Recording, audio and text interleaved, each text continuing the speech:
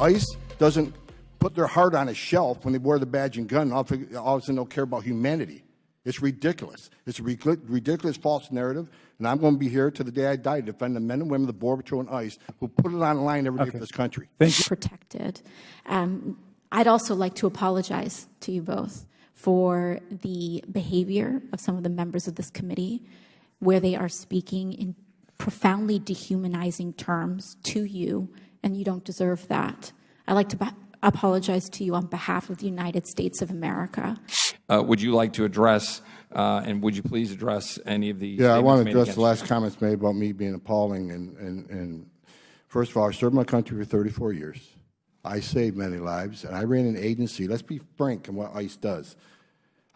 ICE last year took a season of opioids off the streets of this country that could have killed every man, woman, and child in the United States twice.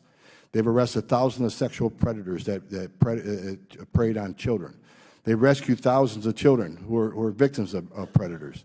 They arrested hundreds of women who were victims of sex trafficking. I am proud of the agency and ICE. And what we don't want to talk about is nearly 90% of everybody ICE arrests for immigration violations either have a criminal history or are pending criminal charges when they were found. I mean, they were found in a county jail, which most likely means they weren't a choir boy.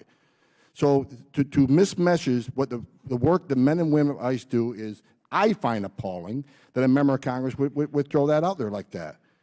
In my 34 years, I've never seen such hate toward a law enforcement agency in my life that you want to abolish them rather than doing your job and legislate. Mr. Homan, your if time they don't is like expired. it, legislate. You can't. I Mr. think Homan, Congress according is to in the rules of habit this committee, of enacting laws. Mr. Homan, your time is expired.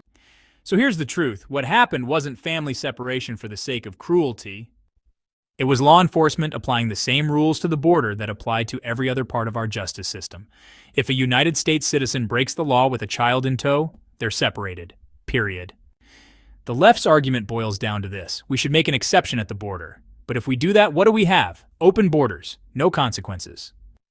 A broken system that encourages more families to make the dangerous journey, often exploited by smugglers and cartels.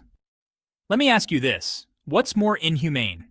Enforcing the law or encouraging millions of people to risk their lives with kids in tow, hoping to beat the system? President Trump and his team tried to stop the chaos. They enforced the law, and for that they were labeled as monsters. People like AOC want headlines and emotion, but people like Homan, they want solutions.